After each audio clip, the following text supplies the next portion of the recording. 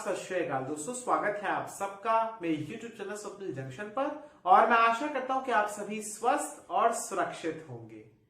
दोस्तों, आज की इस वीडियो में जिस विषय को लेकर मैं आपसे संवाद करने जा रहा हूं, इस विषय के बारे में बताने से पहले मैं आपसे एक बात कहना चाहता हूं दोस्तों, और ये विश्व के तमाम शक्तिशाली देशों के शीर्ष नेताओं का सच है। मैं आपको बताना चाहूंगा दोस्तों कि जितने भी बड़े देश हैं, मसलन अमेरिका, रूस, चीन, ऐसे तमाम देशों के जो राष्ट्राध्यक्ष होते हैं, दरअसल इनके भीतर एक इच्छा होती है, और ये इच्छा ये होती है कि ये विश्व में कोई ऐसा कार्य करें, मसलन दो देशों के बीच विवाद को सुलझा दें, या खुद अगर किसी के साथ विवाद में पड़े हों। मसलन अगर मैं अमेरिका का उदाहरण दूं तो आपको पता है कि अमेरिका और उत्तर कोरिया के बीच किस स्तर की शत्रुता है। यहां तक कि जो किम जोंग उन है, जो कि नॉर्थ कोरिया का डिक्टेटर है, तानाशाह है, वो किस प्रकार से अमेरिका पर परमाणु हमले तक करने की धमकी तक देता रहा। लेकिन अब सब जगह शांति है। और उस दौर में आपको याद होगा दोस्तों कि तत्कालीन राष्ट्रपति डोनाल्ड ट्रंप ने कितनी अहम भूमिका अदा करी थी। संवाद भी हुआ था, दोनों शीर्ष नेताओं के बीच वार्ता हुई थी, और वहां पर उसके बाद तो यह आलम हो गया था कि विश्व का एक धड़ा इस बारे में कहने लगा था कि डोनाल्ड ट्रंप को नोबेल पुरस्कार दिया जाए, क्योंकि उन्होंने शांति स्थापित करी है। पहला उदाहरण तो यह हो गया। लेकिन दूसरा उदाहरण अभी कल ही आया दोस्तों, जिसमें अमेरिका के ही वर्तमान राष्ट्रपति जो बाइडेन साहब का इसमें जिक्र करना बिल्कुल जरूरी है, क्योंकि दरअसल जो इजराइल ने जिस युद्ध विराम को अपनी मंजूरी दी है, इजराइल की सुरक्षा मंत्रिमंडल ने जो स्वीकृति दी है कि हमास के साथ चल रहे पिछले 11 दिनों से जो उसका युद्ध है, जो उसका संघर्ष है, खूनी संघर्ष, उस पर युद्ध विराम लगाया जाए। दरअसल जो ये बैठक हुई बृहस्पतिवार को, यानी गुरुवार को, थर्सडे को, और वहां पर दरअसल जो सुरक्षा कैबिनेट है इजराइल की, उसमें जो तमाम मंत्रीगण शामिल हैं, उन सब ने वोट आउट किया, और उसमें सब ने एक मत होकर इस निर्णय पर अपनी मंजूरी दी। इस पूरे के पूरे प्रस्ताव पर जो इजरायली प्रधानमंत्री की ओर से लाया गया था कि दरअसल हमास के साथ जो जंग उनकी जारी है उस पर विराम लगाया जाए, उस पर सीज फायर किया जाए, उस पर मंजूरी दी है। अब यहां पर जो बाइडेन भी इस पूरे विषय को लेकर, इस पूरे विवाद को लेकर क्रेडिट लेने आए हैं। बहरहाल दोस्तों, आप ये समझिए कि दुनिया के जो शीर्ष नेता होते हैं वो कहीं ना कहीं इस फिराक में होते हैं कि कम से कम वो दो देशों का कहीं पर भी वो विवाद सुलझा दें और उनका नाम बन जाए। आपको एक बात और याद कराना चाहूंगा कि कश्मीर के मसले पर भी आपको याद होगा कि पिछले बरस, माफ कीजिएगा, 2019 में जब इमरान खान पाकिस्तान के वजीर आजम गए थे अमेरिका, तो वहां पर डोनाल्ड ट्रंप के साथ जब उनकी वार्ता हो रही थी तो वहां पर उन्होंने इस बात का जिक्र किया था कि वो कश्मीर मसले को लेकर भारत और पाकिस्तान के दरमियान, इन दोनों देशों के बीच मध्यस्थता कराने के लिए राजी है, तत्पर है, तैयार है। लेकिन आप ये बात जानते हैं कि भारत और पाकिस्तान के बीच ये जो कश्मीर का विवाद है, भारत का पक्ष यह है कि ये द्विपक्षीय विवाद है, इसमें किसी भी तीसरे पक्ष की जरूरत नहीं है, उसके हस्तक्षेप की आवश्यकता नहीं है, और कश्मीर हमारा यानी भारत का एक अभिन्न हिस्सा है, पूरा जम्मू कश्मीर। लेकिन कहीं ना कहीं उसमें डोनाल्ड ट्रंप भी एक प्रकार से उंगली अपनी करने में आगे आना चाह रहे थे। वो उसमें एक प्रकार से एक व्यवधान डालना चाह रहे थे, और सिमिलरली अभी बाइडेन साहब भी यही कर रहे हैं। लेकिन बहरहाल दोस्तों, आज इस विषय पर बात तो नहीं होगी, क्योंकि ये ऐसे नेता हैं जो पहले विवाद को जन्म देते हैं और फिर उसके बाद खुद ही मसीहा बनने की बात करते हुए कहते हैं कि हम ही शांति दूत हैं इस विश्व के सबसे बड़े। बहरहाल आज की इस वीडियो में जिस विषय पर मैं संवाद करने जा रहा हूं, यह विषय बेहद अहम है दोस्तों, क्योंकि इसमें सबसे ज्यादा और सबसे बड़ी राहत की खबर है उन लोगों के लिए, उन सिविलियंस के लिए जो दोनों ही पक्षों के, चाहे इजराइल के हो चाहे फिलिस्तीन के हो, दोनों ही जगह पीड़ित थे। क्योंकि कब कौन सी मिसाइल, कब कौन सा रॉकेट उनके ऊपर गिर जाए और वो किस अवस्था में हो, ये किसी को नहीं पता था। इस आशंका के भीतर, इस आशंका के बादल के साए में वो तमाम लोग जी रहे थे, खौफ के साए में वो लोग जी रहे थे। लेकिन अब दरअसल एक राहत भरी खबर आई है दोस्तों। जैसा कि मैंने आपको बताया कि गुरुवार को यह निर्णय लिया गया इजरायली सुरक्षा कैबिनेट की तरफ से कि अब हमास के खिलाफ जो इजरायल की कार्रवाई चल रही है, जो हवाई फायरिंग और हवाई हमले किए जा रहे हैं, अब वो नहीं किए जाएंगे। और साथ ही साथ प्रधानमंत्री कार्यालय, बेंजामिन नेतन्याहू का जो प्रधानमंत्री कार्यालय है और वहां का जो रक्षा मंत्रालय है, उसने इस बात की पुष्टि की है कि संघर्ष विराम पर मंजूरी तो लगा दी गई है, लेकिन साथ ही साथ उन्होंने ये भी कहा कि जो परस्पर एक प्रकार से दोनों की इसमें सहमति है और साथ ही साथ कोई भी शर्त इसमें नहीं रखी गई है सीज फायर की। यानी उनका साफ तौर पर यह कहना था कि इस सीज फायर को लेकर इसकी कीमत या इसको जब लाया गया तो इसमें कहीं पर भी इस बात का जिक्र नहीं था, कहीं पर भी इस बात का उल्लेख नहीं था कि इजरायल और हमास के बीच कोई भी शर्तिया समझौता होगा। यानी ये अनकंडीशनल एक सीज फायर एग्रीमेंट हुआ है। हालांकि अभी आधिकारिक तौर पर कोई दस्तावेज नहीं प्रोड्यूस हुआ है, लेकिन ये फिलहाल प्रधानमंत्री कार्यालय जो कि इजरायल का है उसकी तरफ से ही आया है और साथ ही साथ आया है वहां के रक्षा मंत्रालय की ओर से। और इस पर राष्ट्रपति जो बाइडेन अमेरिका के, उन्होंने भी कहा है कि मैं इजरायल के प्रधानमंत्री बेंजामिन नेतन्याहू की सराहना करता हूं और साथ ही साथ उन्होंने इस बात की इच्छा भी जताई कि अब मध्य पूर्व में उन्नति के नए आयाम भी प्रशस्त होंगे, उस मार्ग में, उस दिशा में विकास के नए मार्ग भी खुलेंगे। साथ ही साथ इस पूरे विषय को लेकर अंतर्राष्ट्रीय देशों का दबाव था इजरायल पर, क्योंकि कहीं ना कहीं ये मामला मानवाधिकारों के उल्लंघन से जुड़ता जा रहा था। क्योंकि मैं आपको बताना चाहूंगा दोस्तों कि पिछले 11 दिनों से जो ये विवाद चल रहा था, जिसकी शुरुआत दरअसल 7 मई से हुई थी। 7 मई को यह हुआ था कि वहां पर जो अल-अक्सा मस्जिद है यरूशलेम में, वहां पर इजरायली सुरक्षा बलों और साथ ही साथ जो फिलिस्तीन के प्रदर्शनकारी हैं उनके बीच झड़प हुई थी उसी मस्जिद के कंपाउंड में, परिसर में। और फिर उसके बाद 10 तारीख को हमास की ओर से पहला रॉकेट दागा गया था, जो कि एक प्रोवोक था।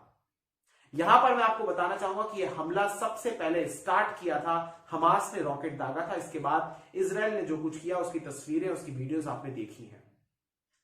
यहां पर यह बात भी कहना जरूरी है कि आखिर इसमें नुकसान किसका हुआ और लाभ किसका हुआ। दरअसल ऐसी परिस्थितियों में यह कैलकुलेट करना बहुत ही मुश्किल होता है, बहुत ही जटिल होता है कि आखिर किस पक्ष का ज्यादा लाभ हुआ और किस पक्ष का ज्यादा नुकसान हुआ। लेकिन अगर मैं आपको कैजुअलिटीज के लिहाज से बताऊं तो इजरायल में 12 लोगों की मौत की खबरें आई हैं और यह आंकड़ा कई रिपोर्ट्स में 15 भी है, जिसमें एक सैनिक की भी मौत हुई है और साथ ही साथ उसमें महिलाओं की भी मौत हुई है। 2 महिलाओं की मौत की खबर आई है और 1 बच्चे की मौत की भी खबर आई है। वहीं अगर मैं बात करूं फिलिस्तीन की, तो फिलिस्तीन के मामले में या मुख्य रूप से गाजा पट्टी के इलाके में जहां पर हमास का नियंत्रण है, वहां पर 260 से ज्यादा फिलिस्तीनियों की मौत हुई है, जिसमें 100 से ज्यादा बच्चे और महिलाएं शामिल हैं। साथ ही साथ 3000 से ज्यादा लोग घायल भी हुए हैं, फिलिस्तीनी ऐसा समझ लीजिए, और इजरायल के भी कम से कम 350 लोग घायल हुए हैं। चूंकि इजरायल के पास वो आयरन डोम रक्षा प्रणाली है, इसलिए जो हमास की ओर से पिछले 2 सप्ताह के दौरान, करीब 11 दिनों के दौरान, अगर मैं आपको प्रिसाइसली बताऊं या एक्यूरेटली बताऊं, तो 11 दिनों के दौरान दरअसल जो हमले किए गए उनकी संख्या, रॉकेट्स की संख्या हमास की ओर से 4000 के करीब थी। इनमें से इजरायली सुरक्षा बलों के अनुसार कि 500 के करीब रॉकेट्स जब हमास ने फायर किए तो हमास की अपनी ही भूमि पर फट गए। और वहीं इजरायल ने भी भारी तबाही मचाई है एक प्रकार से, क्योंकि आप ऐसे समझ लीजिए कि अगर एक प्रकार से एक संगठन है हमास, जिसे अमेरिका और जो पश्चिमी देश हैं वो उसे आतंकवादी संगठन कंसीडर करते हैं, मिलिटेंट ग्रुप, उग्रवादी संगठन कंसीडर करते हैं। और साथ ही साथ चूंकि हमास पर इजरायल ने इतनी तीव्र कार्रवाई करी, और मैं आपको बताना चाहूंगा कि इजरायल की कार्रवाई में आपने विजुअल्स देखे होंगे कि किस प्रकार से 12-13 मंजिलों की इमारत ढह ढहा के गिर गई, जमींदोज हो गई। साथ ही साथ हमास के जो कमांडर्स हैं उनके भाई और कमांडर के घरों पर भी हमले किए गए, हमास के कमांडर के। साथ ही साथ एक शस्त्रागार पर भी हमला किया गया और तमाम वहां पर जो हथियार थे उनको नष्ट कर दिया गया। जो गुफा है, सुरंग है, उन पर भी हमला किया गया, जिसे इजराइल मेट्रो कहता है। साथ ही साथ कुछ शरणार्थी कैंपों पर भी हमला किया, अस्पतालों पर भी हमला किया, स्कूलों पर भी हमला किया। यह गलत था। अगर इजराइल को कार्रवाई करनी थी इस चरमपंथी, इस उग्रवादी संगठन के विरुद्ध, तो उनको युद्ध के नीतियों के तहत ही कार्रवाई करनी चाहिए थी। उन्हें उस संगठन के तमाम लोगों के खिलाफ कार्रवाई करनी चाहिए थी। लेकिन यहां पर गलत जो हुआ या अनैतिक जो हुआ वो ये हुआ कि उन्होंने रिहायशी इलाकों पर टारगेट किया और चूंकि इसके नुकसानात ये हुए और इसके परिणाम ये हुए कि वहां पर 100 से ज्यादा महिलाओं और बच्चों की मौत हुई, जिनकी कुल संख्या करीब करीब 260 बताई जा रही है। इसमें वो चरमपंथी भी शामिल है। यहां पर इजराइल को सिविलियंस को नहीं हमला करना चाहिए, सिविलियंस पर नहीं हमला करना चाहिए था। बस यही इजराइल से गलती हुई। बहरहाल दोस्तों, यहां पर एक अहम बात जाते जाते और मैं करना चाहूंगा कि दरअसल इस पूरे विवाद को सुलझाने में एक महत्वपूर्ण भूमिका अदा करी मिस्र ने भी। और मिस्र के राष्ट्रपति अल सीसी ने अब 2 प्रतिनिधि मंडल भी भेजे हैं और जो वहां पर हालात की समीक्षा करेंगे और बहुत बड़ी भूमिका भी निभाई है मध्यस्थता करने में भी इजराइल और हमास के बीच। साथ ही साथ मध्य पूर्व का एक और देश जिसका नाम है कतर, उसने भी एक अहम किरदार निभाया है और अमेरिका के राष्ट्रपति और अमेरिका ने भी एक अहम किरदार अदा किया है इस पूरे के पूरे विवाद को थोड़े टाइम के लिए सही सुलझाने के लिए। अमेरिका के राष्ट्रपति ने यह भी कहा कि वो लगातार फोन कॉल के द्वारा इजराइल के प्रधानमंत्री बेंजामिन नेतन्याहू के संपर्क में थे और उनका कहना था कि वो उन्हें लगातार समझा रहे थे, उनसे बोल रहे थे। लेकिन यहां पर आप अमेरिका का दोहरा चरित्र भी देखिए दोस्तों। यहां पर बात इजराइल और हमास की नहीं करूंगा, लेकिन यहां पर बात अमेरिका की करना जरूरी है, क्योंकि अमेरिका के राष्ट्रपति ने जहां एक ओर कहा कि इजराइल अपनी सुरक्षा, अपनी संप्रभुता की रक्षा करने का अधिकार रखता है और हमास की ओर से जो भी रॉकेट्स उस पर फायर हो रहे हैं उसकी रक्षा, उसके प्रत्युत्तर में, उसके प्रतिकार में इजराइल को कार्रवाई करने की स्वतंत्रता है और वो उसका अधिकार रखता है, तो वहीं यहां पर राष्ट्रपति साहब ने यह भी कहा कि वो जो भी लोग घायल हुए हैं या जो भी मृत हुए हैं उनकी सहायता करने के लिए प्रतिबद्ध भी है। ये फिलिस्तीन के कॉन्टेक्स्ट में उन्होंने कहा। यानी एक और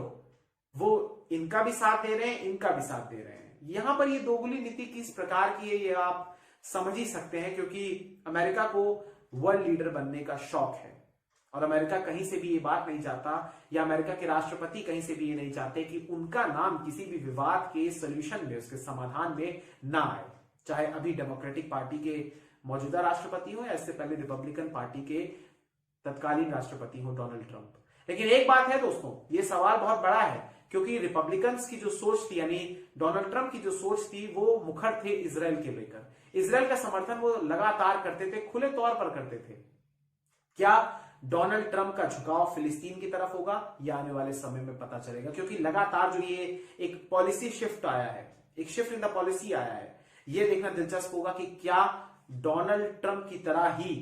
क्या जो बाइडेन उन्हीं की राह पर चलते हैं, या फिर जो बाइडेन चूंकि अलग एक विचारधारा से आते हैं तो क्या वो एक अलग स्टैंड लेते हैं। इसमें यहां पर भूमिका दोस्तों सऊदी अरब, तुर्की और पाकिस्तान जैसे देशों की भी है। हालांकि पाकिस्तान का जिक्र करना तो बिल्कुल ही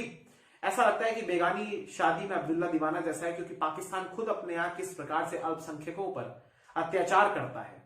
ये किसी से बात ढकी छिपी नहीं है। लेकिन यहां पर तुर्की के राष्ट्रपति अर्दोआन और सऊदी अरब, जो कि खाड़ी के इन 6 देशों में प्रमुख स्थान रखता है और शीर्ष स्थान रखता है, एक पद रखता है, वो बहुत ज्यादा मुखर तौर पर आए सामने, इसलिए भी दबाव बना। और साथ ही साथ यहां पर मैं बताना चाहूंगा कि इसमें बहुत बड़ा कारण यह भी रहा कि चूंकि इजराइल पर ये लगते रहे आरोप और इजराइल ने किया भी कि उन्होंने सिविलियंस को टारगेट किया, लिहाजा वर्ल्ड में भी कई बड़े बड़े शहरों में, लंदन में, वॉशिंगटन डीसी में भी, न्यूयॉर्क में भी प्रदर्शन हुए। न्यूयॉर्क में तो जो प्रो इजरायलीज थे और प्रो फिलिस्तीन के समर्थक थे उनमें झड़प भी हो गई। लंदन में भी बड़े बड़े हजारों की संख्या में लोग सड़क पर उतरे और उन्होंने फिलिस्तीन के समर्थन में आवाज उठाई। इसके अलावा सोशल मीडिया पे तो आप जानते ही हैं कि किस प्रकार से एक लहर उठी फिलिस्तीन के समर्थन में, तो जनता का दबाव भी बहुत ज्यादा बन रहा था, एक इंटरनल प्रेशर भी था। और फिलहाल ये जो पूरा का पूरा एक प्रकार से निर्णय लिया गया है इजराइल की तरफ से, और इसको कई लोग एक तरफा भी कह रहे हैं, तो ये निर्णय लिया गया है। हालांकि यहां पर एक बात मैं आपको कहना चाहूंगा इस वीडियो के अंत में, कुछ लोग ऐसे हैं जो शांति के खिलाफ हैं, शांति के विरुद्ध हैं, और यहां पर आप देखिए कि ये हर जगह होते हैं। इजराइल में प्रधानमंत्री नेतन्याहू ने जो निर्णय लिया, हालांकि उससे कुछ दिन पहले उन्होंने ये कहा था कि ये जंग अंतिम अंजाम तक पहुंचेगी अपने, लेकिन उसके बाद उन्होंने अपना स्टैंड बदला और उन पर आप जो भी कहिए कि मध्यस्थता का नतीजा था या फिर उन पर अंतर्राष्ट्रीय दबाव था, कुछ भी था, लेकिन उन्होंने अपना स्टैंड बदला और उसके बाद उन्होंने ये निर्णय लिया कि हम सीज फायर पर सहमति जताएंगे। लेकिन वहां के कुछ दक्षिणपंथी नेता हैं जिन्होंने इस बात का जिक्र किया है कि ये बहुत बड़ा एक आत्मघाती हमला है, यहां तक कह दिया कि आपने फिलिस्तीनियों के सामने ही घुटने टेक दिए हैं। यहां तक भी कहा कि अगर प्रधानमंत्री नेतन्याहू ने कोई समझौता किया है या कोई शर्त उन्होंने मानी है तो फिर वो भूल जाए कि जो दक्षिणपंथी संगठन है या उनके जो नेता हैं जो इसी कैबिनेट में बैठे थे, वो उन्हें अगली बार सरकार बनाने में अपना समर्थन देंगे। साथ ही साथ ये पक्ष तो आपने देखा कि इजराइल की तरफ से, लेकिन कहीं ना कहीं फिलिस्तीन के भी जो लोग हैं वो भी जो शीर्ष स्तर पर है यानी हमास के कमांडर हैं,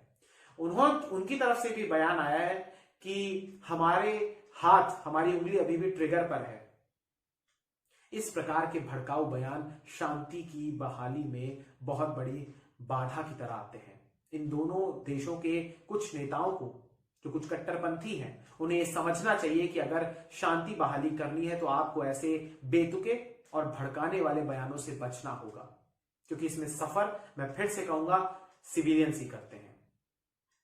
बहरहाल उम्मीद यही करता हूं दोस्तों कि